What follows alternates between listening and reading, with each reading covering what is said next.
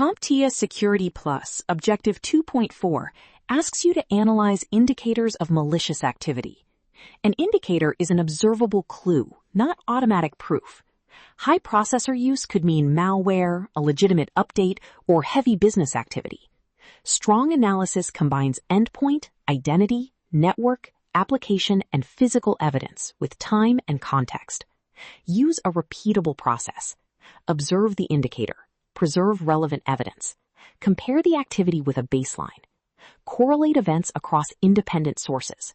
Classify the most likely behavior and determine scope. Then contain and respond without unnecessarily destroying evidence. This objective includes malware, physical attacks, network attacks, application attacks, cryptographic attacks, password attacks, and operational indicators. Throughout the lesson, ask what behavior produced the clue, what additional evidence should exist if the theory is correct, and which response safely reduces risk. Indicator plus context plus correlation creates a defensible conclusion. Separate events, indicators, and incidents. An event is any observable occurrence, such as a login, process start, or network connection. An indicator is an event or pattern suggesting malicious activity may be present. An incident is a confirmed or strongly supported security occurrence requiring response. One failed login is usually only an event. Thousands of failures across many accounts from one source may indicate password spraying. A successful login after those failures, followed by unusual downloads, can support an incident. Correlate authentication logs, endpoint telemetry, network flow, application records, cloud activity, and user reports. Build a timeline and compare behavior with what is normal for the user and device. Avoid confirmation bias. Do not force every clue to match the first theory. On the exam, choose the explanation that accounts for the full pattern. Multiple independent clues aligned in time create much stronger confidence than one isolated alert.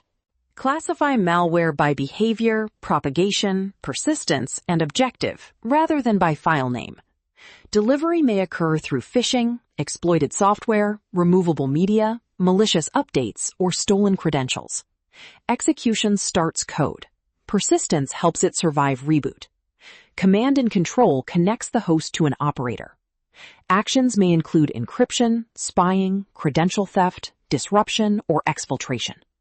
Ransomware encrypts data and demands payment. A Trojan disguises itself as legitimate content. A worm spreads automatically.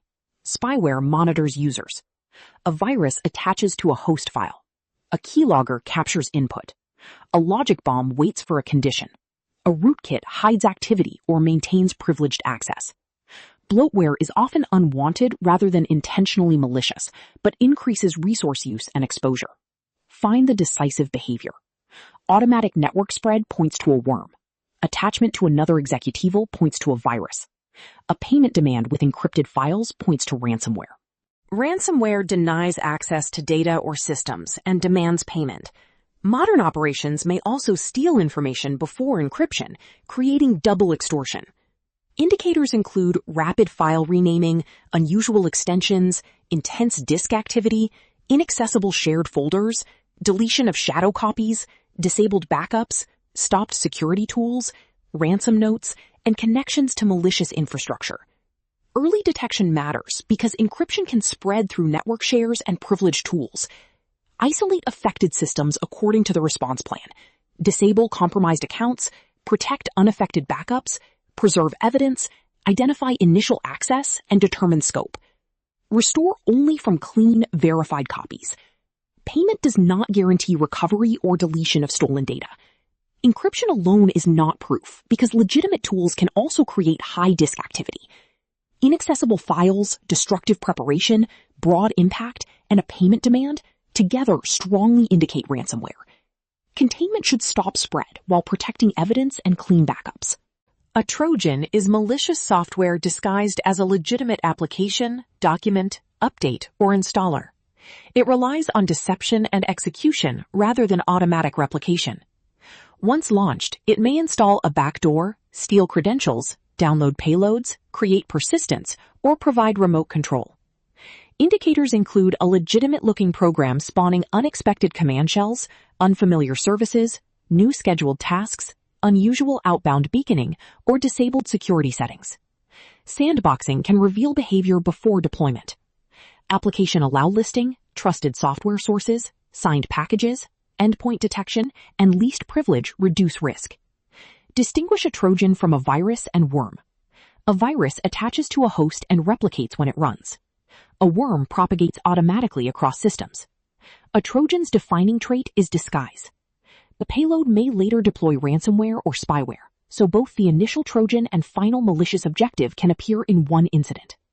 Identify which behavior the scenario emphasizes. A worm self-propagates from system to system, often by scanning for vulnerable surfaces, exploiting them, and repeating the process without direct user action. Rapid spread can consume bandwidth and compromise many hosts in minutes. Indicators include repeated connection attempts across sequential addresses, the same exploit pattern from multiple internal systems, simultaneous infections, unusual east-west traffic, and a sharp increase in resource use. Containment may require isolating network segments, blocking the exploited port, disabling the vulnerable service, and patching unaffected systems before reconnecting them. Endpoint detection and intrusion prevention can identify exploit or propagation patterns.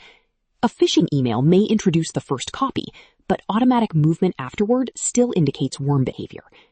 Unlike a Trojan, a worm does not require every victim to install disguised software. Unlike a virus, it does not need to attach to a host file. The decisive clue is autonomous spread. Spyware secretly monitors activity or collects information. It may capture browsing history, credentials, communications, screenshots, location, microphone input, or application data, then send that information to an operator. Indicators include unknown background processes, changed browser settings, new extensions, unusual outbound connections, repeated screen capture, disabled privacy controls, and data transfers inconsistent with normal use. Analysis should compare process lineage, installed software, destinations, permissions, and user reports. Controls include approved software policies, endpoint protection, least privilege, browser management, application allow listing, and network monitoring. Multi-factor authentication can limit some credential theft, but it does not stop observation of messages or sessions. Focus on covert collection. Adware primarily displays advertising, while spyware observes or steals information. A keylogger is a specialized form that captures input. If the scenario emphasizes broad surveillance and hidden exfiltration, spyware is the stronger answer. Bloatware is unnecessary or unwanted software that consumes storage, memory, processing time, battery, network bandwidth, or administrative attention. It may arrive pre-installed, be bundled with another application, or accumulate over a device's lifecycle. Bloatware is not always malicious, but it creates risk by adding vulnerable components, background services, extensions, update mechanisms, and permissions. Indicators include poor performance, excessive startup applications, unexpected notifications, unfamiliar bundled tools, and network activity from software with no business purpose. Establish a secure baseline. Remove unnecessary applications, inventory installed software, and patch components that must remain. Distinguish bloatware from a Trojan. A Trojan intentionally disguises malicious code. Bloatware may be legitimate but unnecessary. If a scenario emphasizes resource consumption and needless pre-installed software rather than a clear malicious payload, bloatware is likely. Reducing software inventory improves performance and attack surface management. A computer virus inserts or attaches malicious code to another file, document, boot area, or program. The infected host must execute or be opened for the virus to activate and spread. Its payload may corrupt data, modify files, display messages, or install other malware. Indicators include changed file hashes, executables that grow or behave differently, repeated detection of infected files, unexplained corruption, and propagation through documents or removable media after user action. Endpoint protection can identify known signatures and suspicious file modification. Application control, macro restrictions, trusted sources, patching, and least privilege reduce exposure. Compare propagation. A virus depends on a host file and execution. A worm spreads automatically through systems or networks. A Trojan relies on disguise and does not necessarily replicate. A virus can deliver ransomware, but if the scenario emphasizes code attaching to files and replicating when those files run, virus is the specific answer. A keylogger records user input to steal passwords, messages, payment information, and other sensitive data. Software keyloggers may hook keyboard functions, monitor input events, capture browser forms, or run inside a malicious process. Hardware keyloggers can be placed between a keyboard and computer or hidden inside a peripheral. Indicators include suspicious input hooks, unknown processes with broad access, unusual outbound transfers after typing activity, or unfamiliar inline devices and USB hardware. Endpoint detection, application control, least privilege, physical inspection, and device inventory reduce risk. Multi-factor authentication limits reuse of captured passwords, although session tokens or one-time codes may still be targeted. Password managers can help because they avoid normal typing, but form-grabbing malware may capture data in other ways. A keylogger specifically captures input. Spyware is the broader category. If investigators find an unknown device attached to a keyboard cable, consider a physical keylogger and correlate physical and endpoint evidence. A logic bomb is malicious code designed to remain dormant until a specific condition is met. The trigger might be a date, deleted employee account, missing file, number of transactions, or another state change. After activation, the payload may delete data, disrupt services, or alter records. Logic bombs are often associated with insiders because someone with legitimate access can hide the condition inside scripts or applications, but external attackers can also plant them. Indicators include suspicious conditional code, unauthorized scheduled tasks, destructive activity beginning after a personnel event, and changes without a business reason. Controls include code review, separation of duties, change management, version control, file integrity monitoring, least privilege, and tested backups. Focus on delayed conditional activation. Malware that runs immediately is not defined as a logic bomb. The decisive clue is dormant code waiting for a particular trigger before executing its payload. A rootkit maintains privileged access while concealing processes, files, drivers, network connections, or accounts. User mode rootkits manipulate application-level views. Kernel rootkits operate with deeper privilege. Boot or firmware persistence can begin before the operating system. Indicators include discrepancies between tools, hidden processes found during offline analysis, unexplained kernel modules, altered binaries, disabled security controls, and traffic with no visible owning process. Because a rootkit may cause the compromised system to lie, trusted offline analysis is important. Secure boot, code integrity, driver restrictions, endpoint detection, least privilege, and patching reduce risk. Deep compromise often requires rebuilding from known good media and rotating credentials. The defining combination is privilege plus concealment. A backdoor provides access, but a rootkit specifically hides activity. If malware survives an operating system reinstall, investigate boot or firmware layers and verify the integrity of the recovery source. Physical brute force defeats a door, lock, enclosure, gate, or barrier through force or repeated physical attempts. Indicators include tool marks, damaged hinges, bent frames, broken locks, disturbed seals, repeated badge failures, alarms, and video showing tampering. Physical brute force differs from logical password brute force, although both rely on repeated attempts. Response should prioritize safety, preserve the scene, review access logs and video, inventory affected assets, and determine whether the intruder reached systems or data. Controls include layered barriers, reinforced doors, quality locks, guards, cameras, lighting, alarms, vestibules, and sensors. No single barrier should provide the only protection for a critical area. A copied badge may open a door without visible damage and points to credential cloning.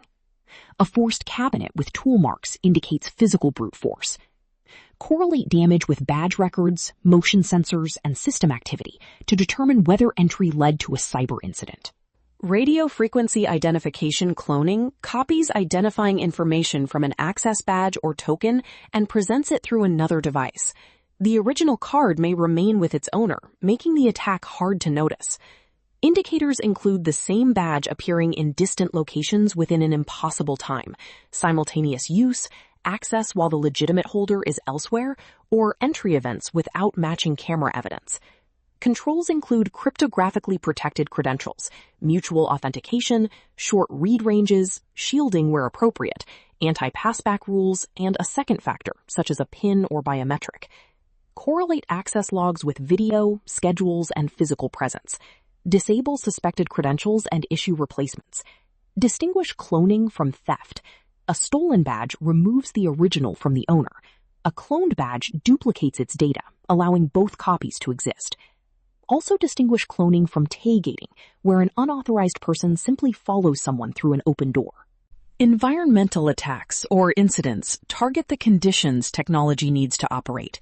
Heat, water, smoke, fire, power loss, voltage irregularities, excessive humidity, and blocked airflow can disrupt availability or damage equipment.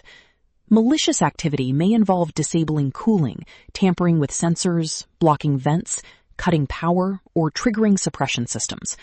Indicators include rapid temperature changes, conflicting sensor readings, repeated UPS events, unexplained shutdowns, moisture alarms, smoke detection, and simultaneous failures in one area. Correlate building management logs with access records, video, maintenance activity, and system alerts. Controls include redundant cooling, environmental sensors, leak detection, appropriate fire suppression, generator and UPS capacity, protected utility access, and tested emergency procedures. Do not assume every environmental alert is an attack. Evidence of tampering, unauthorized access, disabled alarms, or precisely timed disruption supports malicious intent. Safety always comes first. A distributed denial of service attack uses many systems or sources to overwhelm a service, network, or application. Attackers may exhaust bandwidth, connection tables, application workers, processor time, or a costly back-end dependency. Indicators include sudden traffic spikes, requests from distributed addresses, increased latency, timeouts, resource exhaustion, and reports that a service is unreachable. Compare traffic with baselines and determine whether requests share an automated pattern. Controls include content delivery networks, anycast, rate limiting, caching, auto-scaling, provider scrubbing, and upstream coordination. Blocking one address is ineffective when traffic is distributed. Distinguish malicious volume from a legitimate flash crowd. Real users produce diverse, valid behavior, while DDoS often shows automation, repeated requests, spoofing, or protocol abuse. The decisive clues are many sources and availability impact. Determine which resource is exhausted before choosing mitigation. Reflected and amplified denial of service attacks often use connectionless UDP services. The attacker spoofs the victim's address and sends requests to third-party servers. Those servers reflect responses to the victim. Reflection redirects traffic and obscures the true source. Amplification occurs when a small request produces a much larger response, multiplying attack volume. Indicators include large unsolicited responses, traffic from many legitimate servers the victim never contacted, unusual response to request size ratios, and saturated inbound links. Defenses include source address validation, closing or securing open reflectors, response rate limiting, upstream filtering, anycast, and DDoS scrubbing. Victims often need provider assistance because the link can be overwhelmed before local controls act. Reflection explains why third-party servers send traffic. Amplification explains how traffic becomes larger. One attack may use both, and the victim generally sees responses rather than the attacker's original spoofed requests. Domain name system attacks abuse name resolution in several ways. Poisoning causes a resolver or client to accept a false answer and redirects users. DNS tunneling encodes commands or stolen data inside queries and responses, turning DNS into a covert channel. DNS flooding overwhelms resolvers or authoritative servers. Poisoning may produce unexpected addresses or certificate warnings. Tunneling may create long, high-entropy subdomains, unusual query types, frequent requests to one domain, or traffic from a process that normally does not use DNS. Flooding creates extreme query volume, latency, and timeouts. Controls include secure resolver configuration, DNSSEC validation, filtering, logging, threat intelligence, rate limiting, redundancy, and restrictions on external resolution. Identify whether DNS data is being altered, used as hidden communication, or overwhelmed. The protocol is the same, but behavior and mitigation differ. Wireless attacks exploit radio access, network impersonation, weak encryption, or management behavior. An evil twin copies a legitimate network name to attract clients. A rogue access point is unauthorized infrastructure connected to the environment. Deauthentication forces clients offline and may encourage reconnection through an attacker's device. Indicators include duplicate network names, unfamiliar hardware addresses, access points in unexpected locations, certificate warnings, bursts of disconnect frames, unusual signal changes, and clients joining an unapproved network. Controls include WPA3 Enterprise, certificate-based authentication, protected management frames, wireless intrusion detection, rogue access point surveys, and network access control. A duplicate network designed to impersonate the legitimate one suggests evil twin. An employee-installed router suggests a rogue access point. Repeated forced disconnects suggest deauthentication. Correlate radio observations with switch logs and physical inspection. An on-path attack positions an attacker between communicating parties to observe, relay, or modify traffic. Techniques include ARP spoofing, rogue gateways, malicious wireless access points, compromised routers, and manipulated name resolution.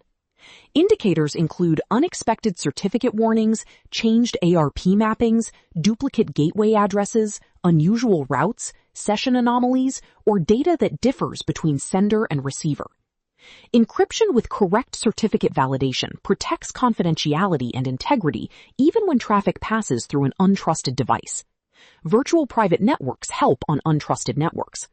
Dynamic ARP inspection, DHCP snooping, secure switching, authenticated routing, and monitoring reduce local attacks.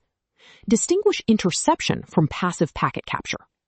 An on-path attacker occupies or manipulates the communication path and may alter traffic. A simple eavesdropper may only observe. Validate trust rather than assuming that encryption alone proves safety. Credential replay reuses valid authentication material captured from a legitimate exchange. The stolen item may be a password, hash, session cookie, access token, ticket, or signed request. Unlike brute force, replay does not guess the secret. Indicators include the same token appearing from a new device or network, identical responses used multiple times, successful access after known token theft, concurrent sessions, or activity continuing after a password change because a session was not revoked. Controls include encrypted channels, replay-resistant multi-factor authentication, nonces, timestamps, short-lived tokens, session binding, rotation, and revocation. Distinguish replay from password spraying and credential stuffing.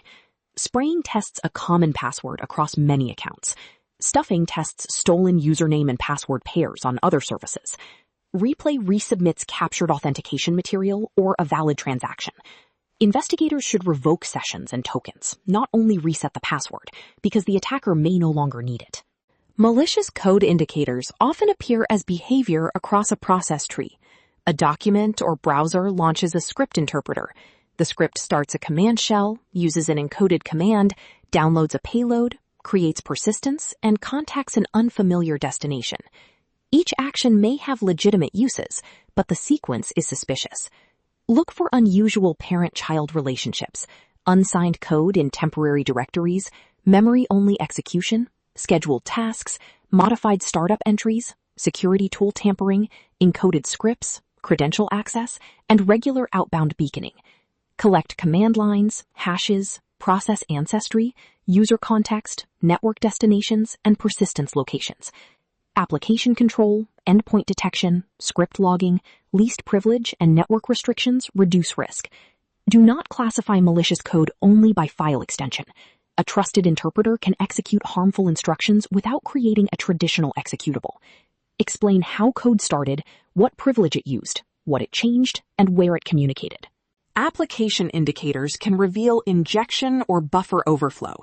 Injection occurs when untrusted input changes the meaning of a command sent to an interpreter, such as a database or shell.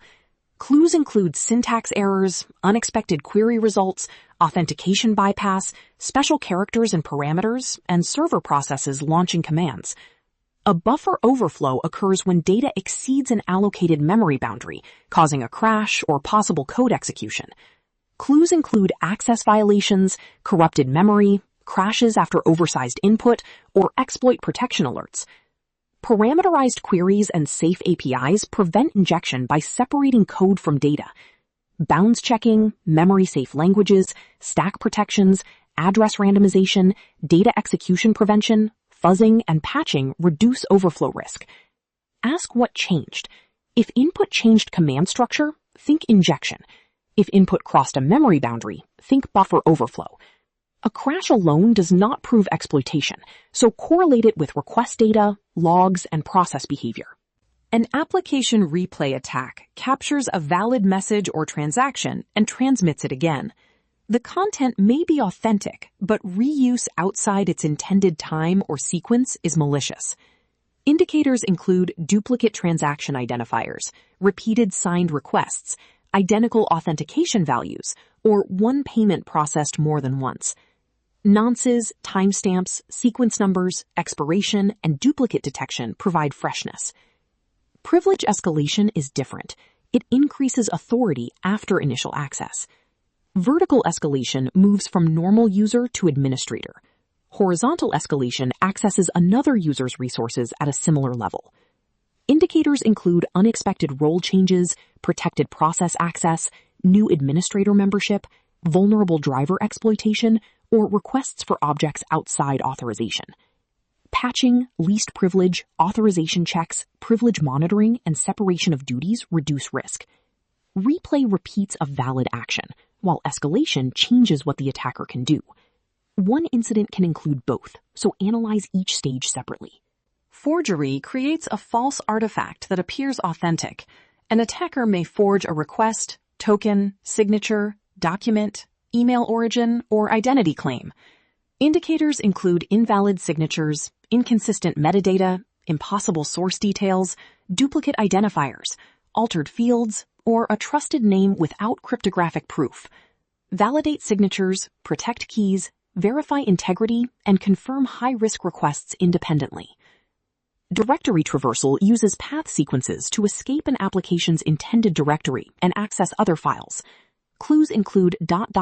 patterns, encoded separators, requests for system files, and server errors showing local paths. Defenses include canonicalizing paths, allow listing approved files, avoiding direct user control of file system paths, isolating data, and running with least privilege. Forgery attacks authenticity. Directory traversal attacks path boundaries. Look at the artifact being faked or the boundary being escaped. Cryptographic attacks include downgrade, collision, and birthday attacks. A downgrade attack forces parties to use an older or weaker protocol, cipher, or security mode. Indicators include unexpected legacy negotiation, fallback messages, weak ciphers, or repeated interference before a weaker session succeeds. Disable obsolete options and authenticate negotiation.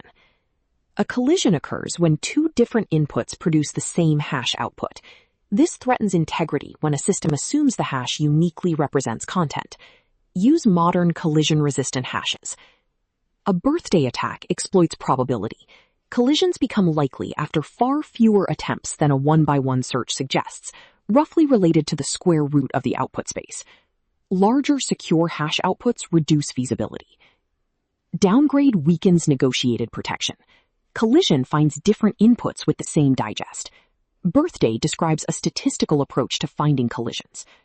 Correlate certificate warnings, algorithms, and duplicate hashes with protocol logs and file provenance. Password spraying tests one or a few common passwords across many accounts. Attackers go wide and slow to avoid per-account lockouts.